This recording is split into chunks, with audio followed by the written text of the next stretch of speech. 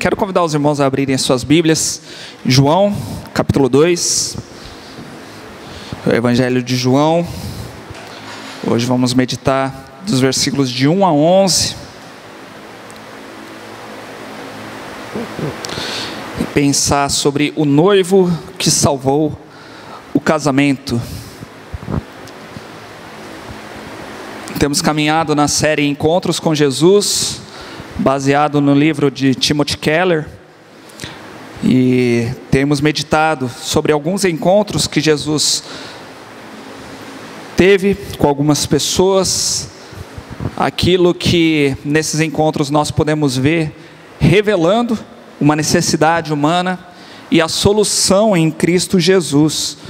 Então, a cada um desses encontros, nós podemos observar isso, né? Necessidades que nós temos como seres humanos, que só podem ser supridas em Cristo Jesus. Abriu aí a sua Bíblia ou acessou ela? Vamos ler o texto, depois você pode manter a sua Bíblia aberta. Diz assim a palavra de Deus: No terceiro dia, houve um casamento em Caná da Galileia. A mãe de Jesus estava ali. Jesus e seus discípulos também haviam sido convidados para o casamento. Tendo acabado o vinho, a mãe de Jesus lhe disse: Eles não têm mais vinho. Respondeu Jesus: Que temos nós em comum, mulher? A minha hora ainda não chegou. Sua mãe disse aos serviçais: Façam tudo o que ele lhes mandar. Ali perto havia 6 potes de pedra, do tipo usado pelos judeus para as purificações cerimoniais. Em cada pote cabia entre 80 a 120 litros. Disse Jesus aos serviçais: Encham os potes com água. E os encheram até a borda. Então lhes disse: Agora levem um pouco do vinho ao encarregado da festa. Eles assim o fizeram. E o encarregado da festa provou a água que fora transformada em vinho, sem saber de onde este viera, embora o soubessem os serviçais que haviam tirado a água. Então chamou o noivo e disse: Todos servem primeiro o melhor vinho, e depois que os convidados já beberam bastante, o vinho inferior é servido. Mas você guardou o melhor até agora. Este sinal miraculoso em Caná da Galileia foi o primeiro que Jesus realizou. Revelou assim a sua glória, e os seus discípulos creram nele. É interessante quando nós vemos milagres que Jesus fez, nós temos a tendência de olhar muito para os milagres, né? Olha o poder que Jesus operou aqui, né? Olha que interessante, transformou água em vinho. Alguns já até pensam, né? Seria tão bom, né, se tivesse esse poder abrir a torneira de casa lá e transformar tudo isso em vinho, né? Alguns que gostam de beber, né? Ou outros talvez iriam vender isso aí, né? E pensam muito nos milagres, né? Se tivesse esse poder de cura, se tivesse, né, o poder de ressuscitar aquele meu parente, aquele meu amado que veio a falecer. Mas existe muito mais informações do que aquilo que às vezes a gente se atém, de ficar só olhando para o milagre em si. E esse texto vai nos mostrar isso, né? Esse texto aqui também, ele é muito utilizado em casamentos, e não está errado em utilizar em casamento, né? Não, de maneira alguma, né? Mas às vezes a gente limita a aplicação dos ensinos aqui desse texto a apenas o ambiente de casamento, né? Jesus Cristo precisa ser o convidado da sua festa de casamento, e então seu casamento vai dar certo. Isso é verdade, sim, mas existem muitos outros ensinamentos que nós temos aqui. Então quem não é casado não tem que ver esse texto, né? Quem já é viúvo, quem está divorciado, não pode olhar para esse texto? Não, pode sim, e temos muitos ensinamentos. E eu gostaria de olhar para esse texto, dividi-lo em 3 partes aqui, e pensar em 3 destaques de Jesus na nossa vida social. E o primeiro destaque que nós podemos fazer aqui é esse, da presença de Jesus. A presença de Jesus ali fez toda a diferença. E aqui nos primeiros versículos 1 e 2, nós já podemos ver aqui o contexto de toda essa situação.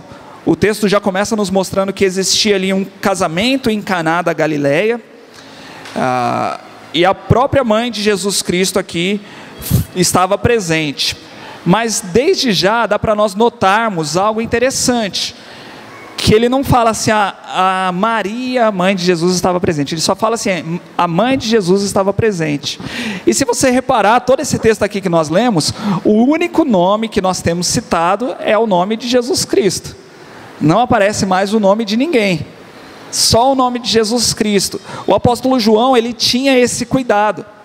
Ele está presente aqui em várias histórias, inclusive nessa também, mas em momento nenhum ele cita o nome dele. Às vezes que ele precisa falar dele mesmo, ele fala assim, o discípulo a quem Jesus amava, o discípulo amado. Ele até prefere nem falar do nome dele, para que o nome dele não fosse de uma certa forma assim engrandecido, né? E então ele cita aqui que a própria mãe de Jesus estava ali presente. Nós não temos o motivo porque ela estava ali, se ela era uma convidada, talvez o noivo e a noiva eram amigos da família, né? Não sabemos, e por isso convidaram Maria, e também convidaram Jesus e os discípulos dele. Algumas outras linhas de pensamento tentam pensar assim que, talvez Natanael, né, que nós já meditamos aqui no começo dessa série, que foi um homem que se tornou discípulo de Jesus Cristo, era um homem influente, talvez ele foi convidado e levou Jesus Cristo, né? Nós não sabemos exatamente, mas muito provavelmente Maria estava ali até mesmo trabalhando junto, né, com os serviçais e ajudando naquela festa. E de repente surge um problema nesse casamento. O vinho acabou. E qual que é o problema do vinho acabar? Não era uma festa de casamento como nós temos hoje, uma festa que dura aí de repente 4, 5 horas só, né?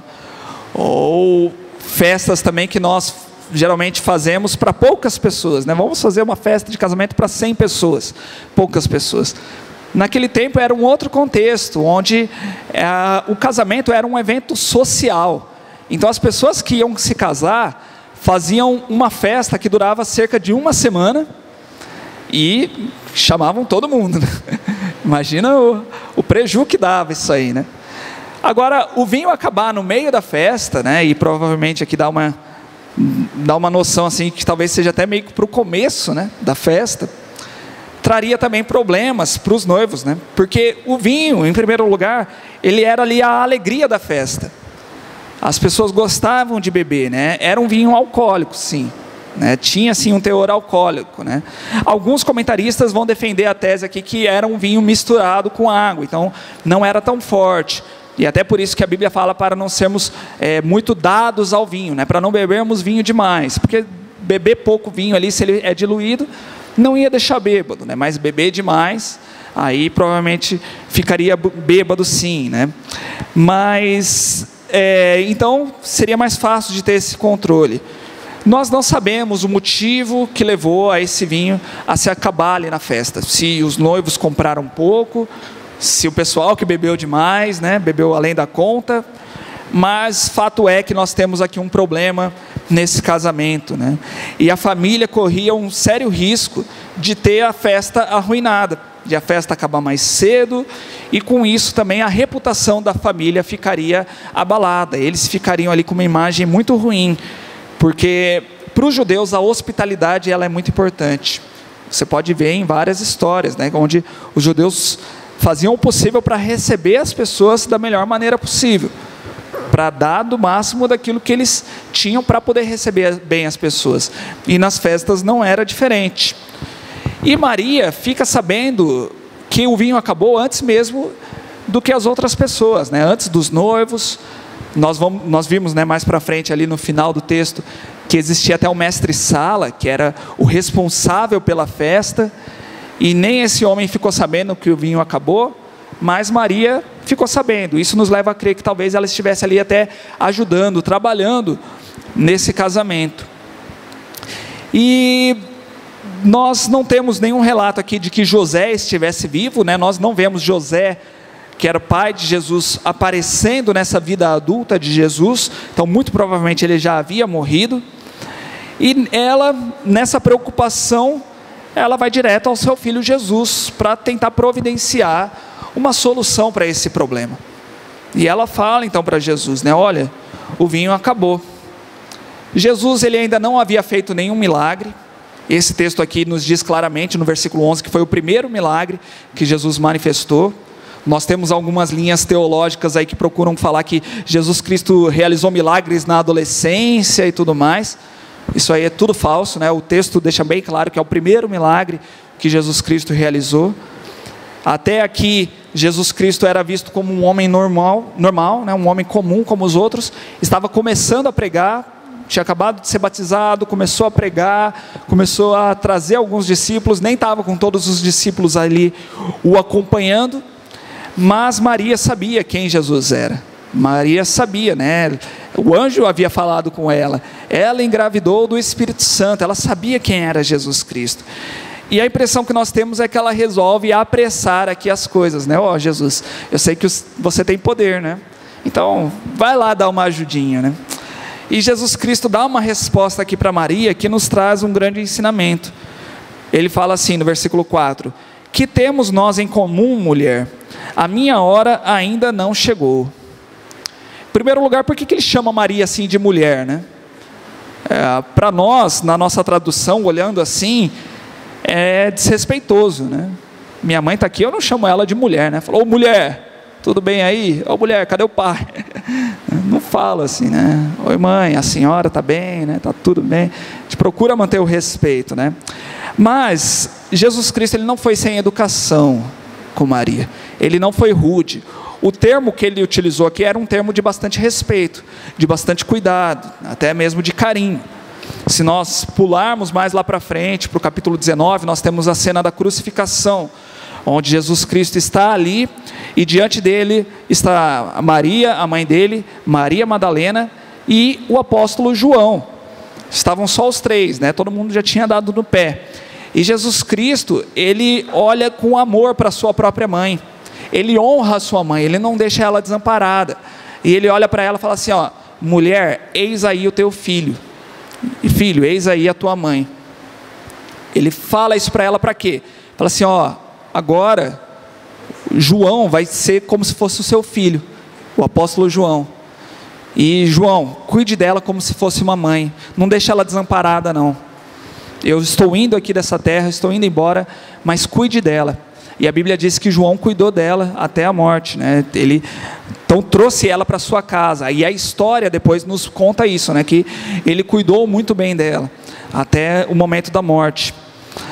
E depois ele diz, né? Que temos nós em comum? Aqui Jesus deixa bem claro que deveria existir uma separação do papel de Maria como a sua mãe terrena, uma mulher que foi muito importante, sim, né? Nós não devemos de maneira alguma pensar mal de Maria, nós não oramos para Maria, né? Nós não veneramos ela, mas nós devemos admirá-la, respeitá-la, porque dentre todas as mulheres, ela foi escolhida para engravidar do Espírito Santo, para ser mãe do Filho de Deus, né? Do Messias, Salvador do mundo. Só que existe esse papel dela como mãe, que engravidou, que deu à luz, que cuidou dessa criança, que amamentou, né, que cuidou até crescer, e existe o papel dela agora que Jesus é adulto, que está iniciando o seu ministério, e Jesus Cristo vem mostrar que agora existe uma outra hierarquia, ele vem mostrar, ó, a partir de agora eu sou o seu Senhor, você é amada, você é respeitada sim, mas a partir de agora eu sou o seu Senhor, você é a minha serva, e por toda a eternidade será assim. E os meus compromissos são dirigidos de acordo com um Pai celestial, não de acordo com a minha mãe terrena, não é de acordo com aquilo que você acha que é o melhor, né? Mas é de acordo com o que o Pai me ordenar, isso que eu vou ter que fazer. E depois Jesus Cristo fala assim para Maria, a minha hora ainda não chegou. É interessante nós notarmos aqui que sempre que Jesus Cristo fala sobre a hora dele, ele está se referindo à hora da morte dele. Ele está falando da crucificação. Ele se lembra do propósito de vida. Por que ele veio aqui para esse nosso mundo? Porque ele tinha um propósito marcado desde a eternidade. Por isso, por causa desse propósito, ele abriu mão da sua própria glória. Se tornou homem. veio viver como um ser humano, para então morrer numa cruz, para cumprir o propósito de Deus e salvar a humanidade. Agora, por que Jesus precisava morrer por nós? Porque a humanidade estava em problemas, a humanidade pecou, a humanidade virou as costas para o Senhor, a humanidade estava em apuros, estava em vergonha, da mesma forma que esse casamento estava. As coisas iriam ruir, as coisas iriam ficar destruídas, os noivos iriam ficar em vergonha. Então esse casamento aqui de Caná da Galileia simboliza a nossa vida. Quando nós tentamos fazer tudo da melhor forma possível, planejamos, traçamos a nossa rota, falamos assim, minha vida vai ser assim, daqui a tantos meses eu vou fazer isso, depois de tantos meses eu vou fazer aquilo, eu estou com o meu plano inteiro traçado para a minha vida. Mas se eu não depender de Cristo, se Cristo não estiver na minha vida, ela vai se tornar um fracasso, tem tudo para ruir. E sem Cristo, eu posso até ter uma vida da forma que eu quero aqui, mas o final dela vai ser também um fracasso, pois estarei longe de Deus, longe da presença de Deus por todo sempre. Os noivos estavam ali numa situação, nesse casamento, numa situação propícia para que eles passassem vergonha, uma vergonha terrível. Mas a presença de Jesus nesse casamento fez com que tudo terminasse de uma forma diferente. A presença de Jesus nesse casamento transformou a vergonha em alegria. E o casamento termina de uma forma muito melhor do que o começo. Então, se tem algo que esses noivos acertaram, né, foi em convidar Jesus para esse casamento. Mas sabemos que isso já estava nos planos de Deus. Já estava, né? Maria falando ou não para Jesus, né, sobre essa situação, já era o plano de Deus. Mas agora uma coisa que nós muitas vezes não paramos para pensar, é que quando Jesus Cristo realizava milagres, era muito bom para os outros, mas sempre cobrava algo de Jesus Cristo. Até agora o ministério de Jesus não tinha começado assim para valer, né? Ele não era conhecido como o Messias, como o Filho de Deus.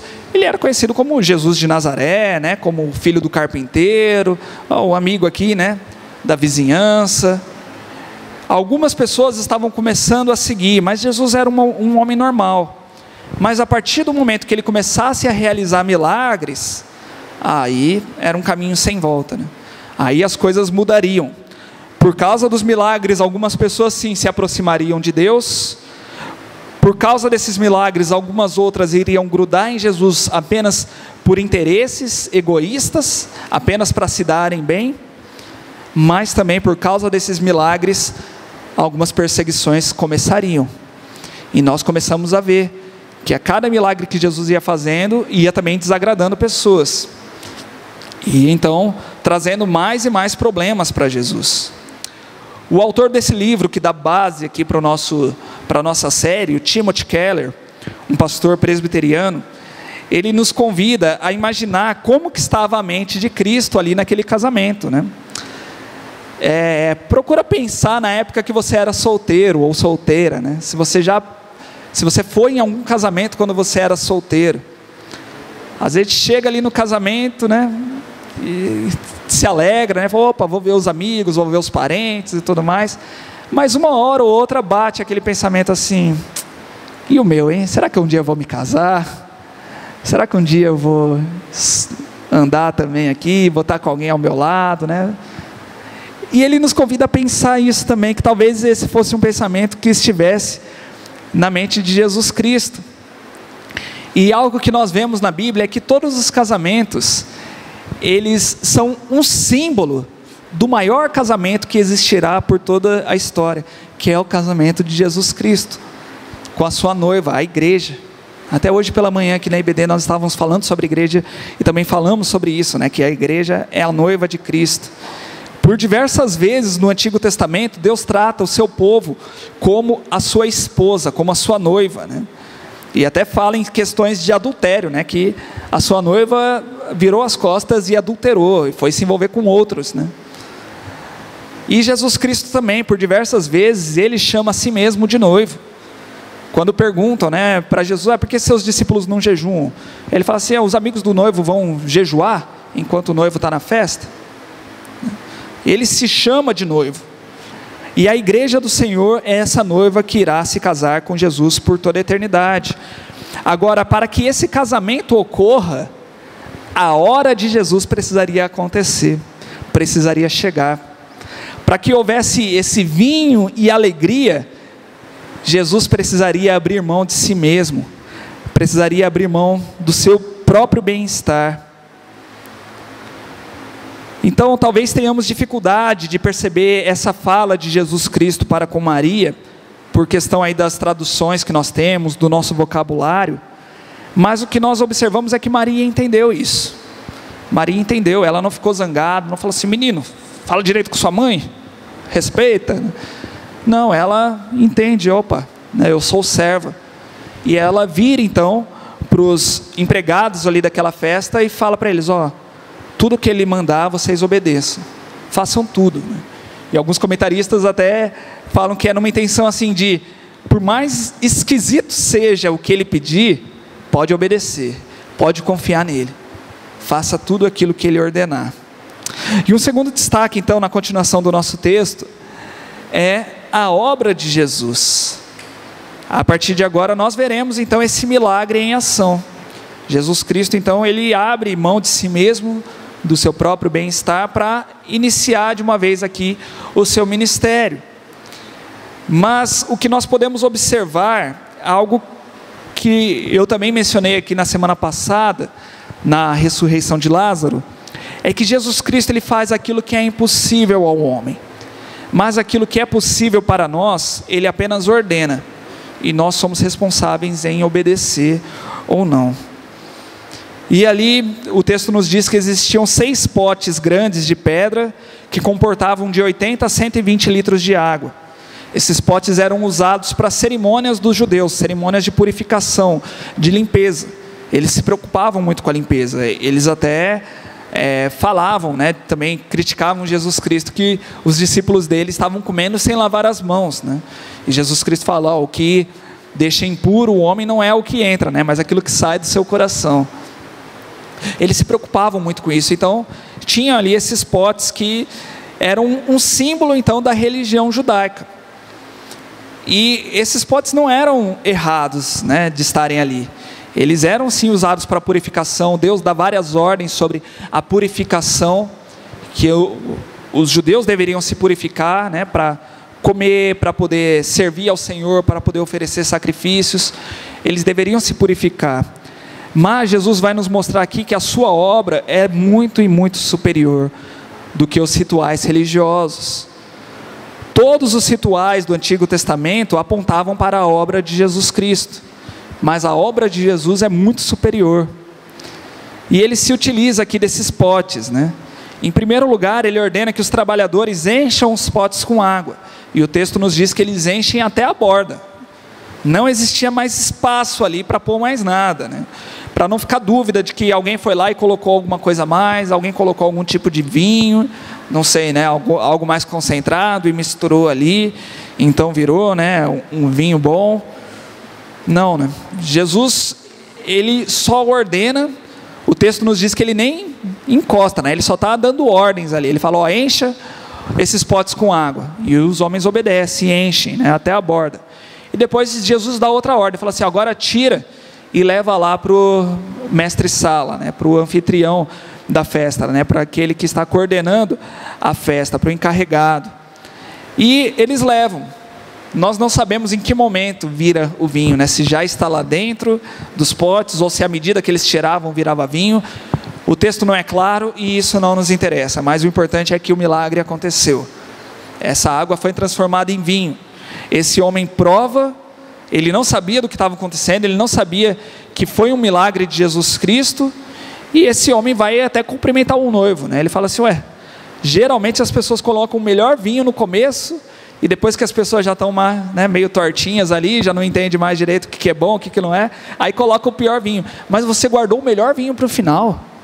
Olha, um homem que entendia de festa, um homem que entendia de vinhos, ficou ali espantado, né, com o sabor, né, com a qualidade daquele vinho, mostrando mais uma vez a excelência da obra de Cristo.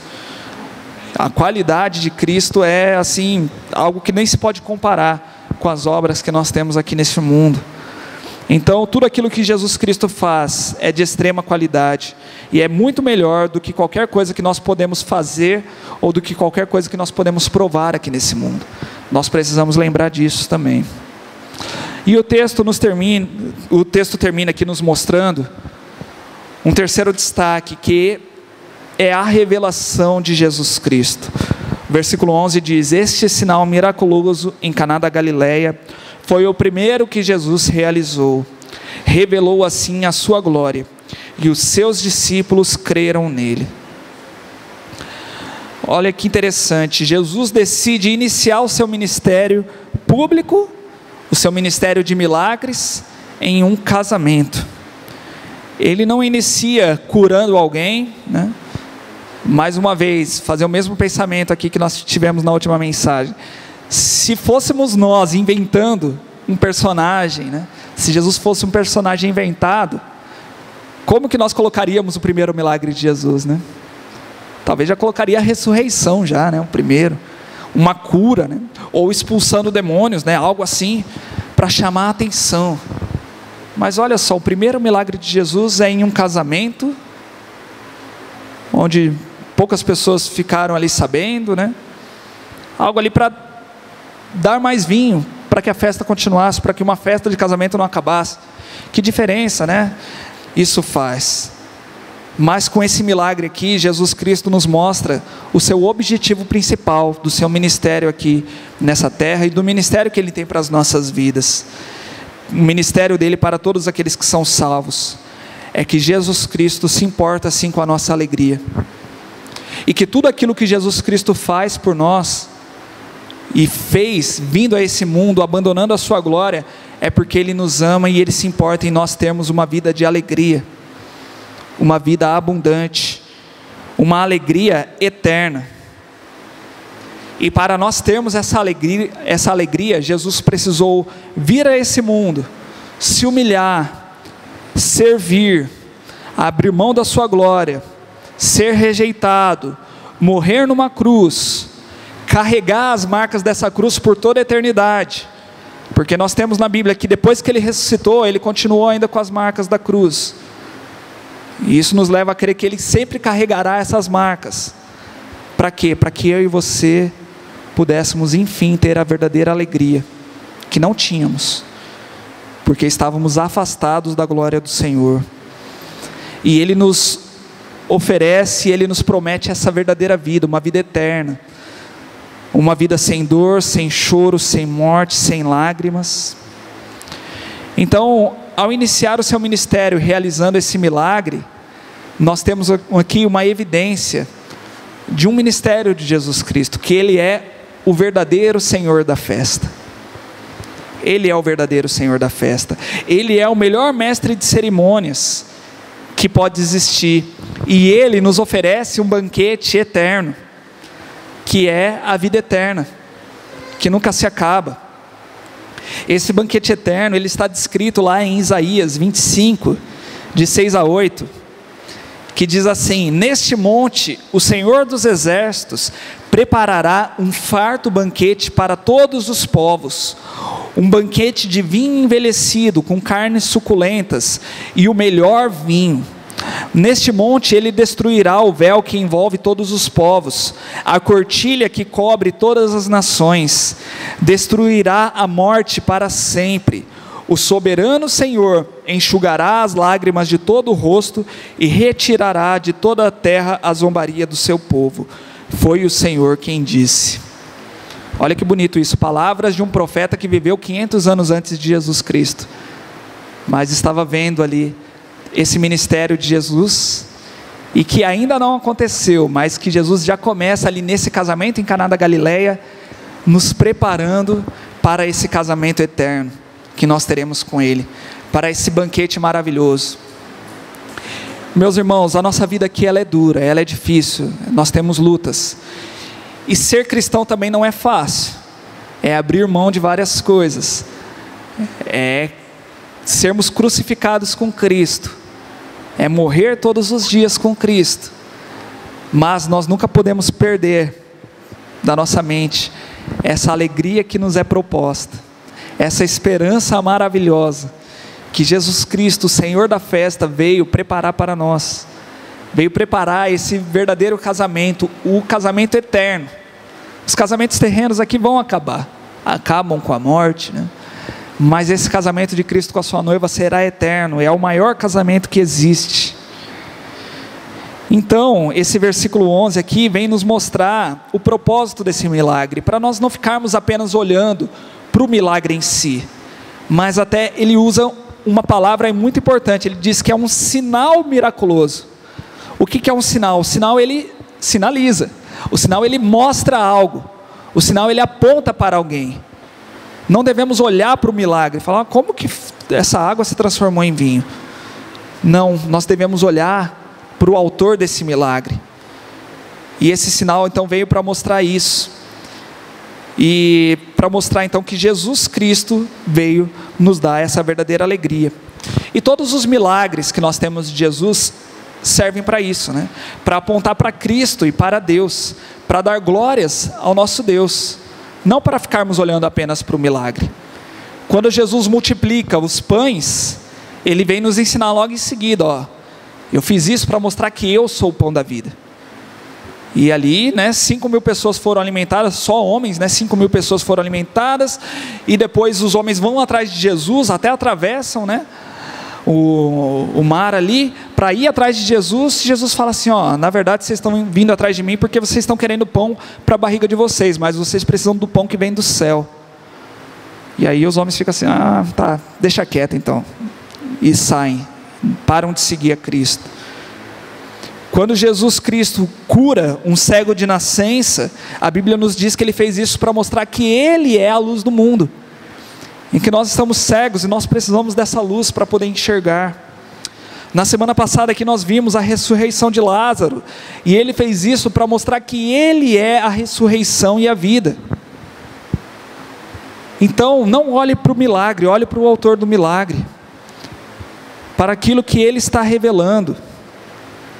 Hoje em dia muitas pessoas se interessam por isso, né? Muitas igrejas colocam ali faixas, banners, o dia do milagre, a noite do milagre, venham aqui ver o milagre, esse pastor aqui vai realizar tal milagre, e as pessoas gostam de ver o sobrenatural, gostam de ver o espiritual, mas nós não temos que ficar olhando para milagres.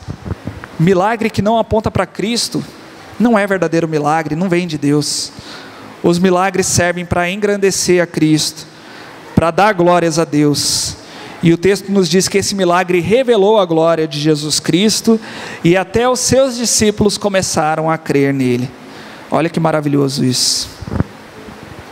Então, algumas lições aqui que nós podemos ver nesse texto. Em primeiro lugar, que Jesus Cristo honra os laços do matrimônio. Jesus Cristo estava ali sim numa festa, e nós precisamos sim, né, ao casarmos, que Jesus Cristo seja o primeiro convidado ali da festa, da cerimônia, e que ele seja o convidado do nosso casamento todos os dias, que ele esteja presente nos nossos casamentos. Mas nós vemos aqui nesse texto que ele honrou aquele casamento com a sua presença, e ele é fiel para honrar o seu próprio casamento com a sua noiva, com a igreja. Ele é fiel para, se ele deu alegria para aquele casamento terreno, ele é fiel para dar alegria para a sua noiva também. A segunda lição que nós podemos ver aqui também é que Cristo ele é generoso. Se ele demonstrou tamanha generosidade nesse mundo físico, quanto mais no reino espiritual.